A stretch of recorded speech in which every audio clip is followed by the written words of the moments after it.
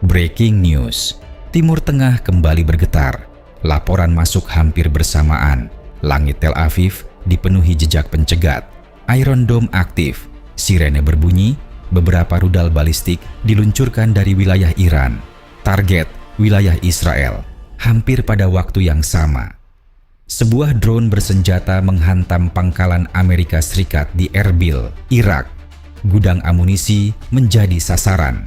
2 titik. 2 pesan, 1 eskalasi. Apakah ini sekadar respons terbatas atau fase awal dari konfrontasi regional yang lebih luas dan terkoordinasi? Iran tidak hanya menembakkan senjata. Iran mengirim sinyal strategis.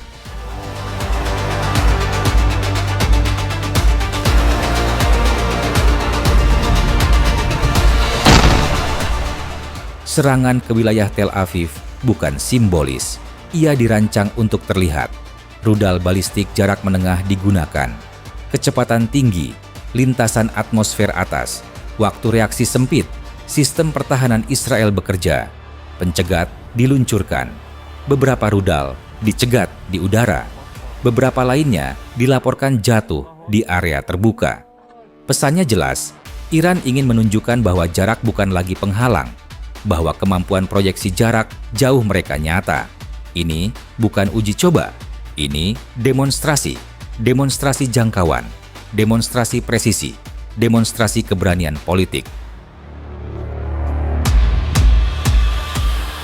Di saat perhatian dunia tertuju ke Israel, Erbil menjadi titik kedua. Sebuah drone bersenjata menyerang fasilitas AS. Targetnya bukan landasan, bukan hanggar, gudang amunisi. Itu pilihan yang terukur. Drone memberikan fleksibilitas, biaya rendah, jejak lebih ambigu, kemungkinan deniability lebih besar. Serangan ini bukan hanya tentang kerusakan fisik, ini tentang pesan langsung ke Washington. Iran menunjukkan bahwa kehadiran militer AS di kawasan tetap berada dalam jangkauan. Setiap pangkalan adalah potensi target.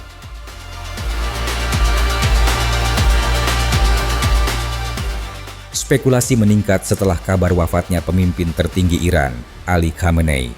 Transisi kekuasaan selalu sensitif, terutama di sistem yang sangat terpusat.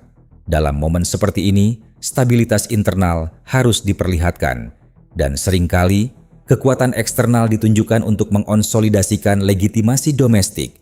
Peluncuran rudal balistik menjadi simbol kesinambungan, simbol bahwa struktur militer tetap solid, bahwa garda revolusi tetap operasional, bahwa arah strategis tidak berubah.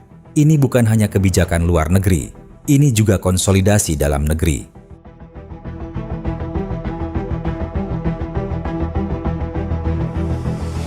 Iran memiliki berbagai jenis rudal balistik, beberapa di antaranya Shahab 3, jangkauan sekitar 1000 sampai 1300 km.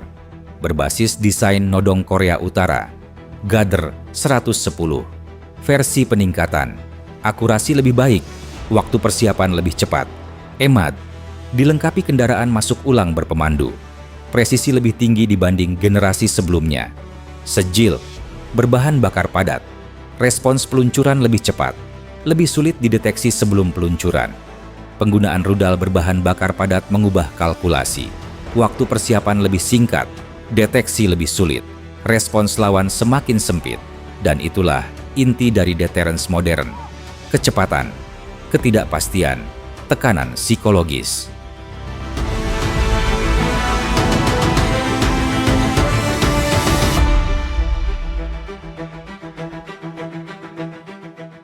Ini bukan insiden pertama. Iran sebelumnya menyerang pangkalan AS di Al-Asad, Irak, target ISIS di Suriah, sasaran kelompok oposisi di wilayah perbatasan, konsulat dan fasilitas yang dianggap ancaman. Pola yang terlihat konsisten, respons terukur, tidak acak, serangan langsung namun terbatas. Cukup untuk mengirim pesan, tidak cukup untuk memicu perang total. Iran bermain di zona abu-abu, di antara perang terbuka dan konflik bayangan.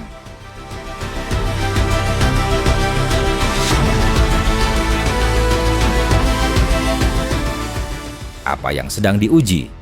Pertama, efektivitas pertahanan udara Israel. Kedua, respons militer Amerika Serikat. Ketiga, batas toleransi internasional. Iran tidak bergerak tanpa kalkulasi. Setiap peluncuran dihitung, setiap target dipilih, setiap eskalasi diukur. Ini bukan ledakan emosi, ini manuver strategis.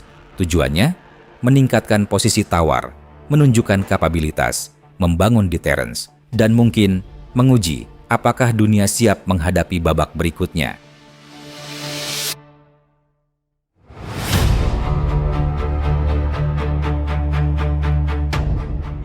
Dua serangan, dua medan berbeda, satu narasi kekuatan.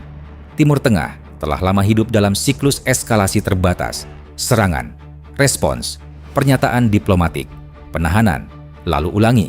Namun, setiap siklus membawa risiko. Satu salah hitung, satu pencegat gagal, satu korban sipil, dan eskalasi bisa melonjak. Pertanyaannya sekarang bukan hanya siapa menyerang siapa, tetapi siapa yang siap menahan diri. Karena dalam konflik modern, yang paling kuat bukan hanya yang mampu menyerang, tetapi yang mampu mengendalikan eskalasi. Dan saat ini, semua mata tertuju pada langkah berikutnya. Apakah ini hanya babak singkat atau awal dari bab yang lebih panjang dan lebih berbahaya?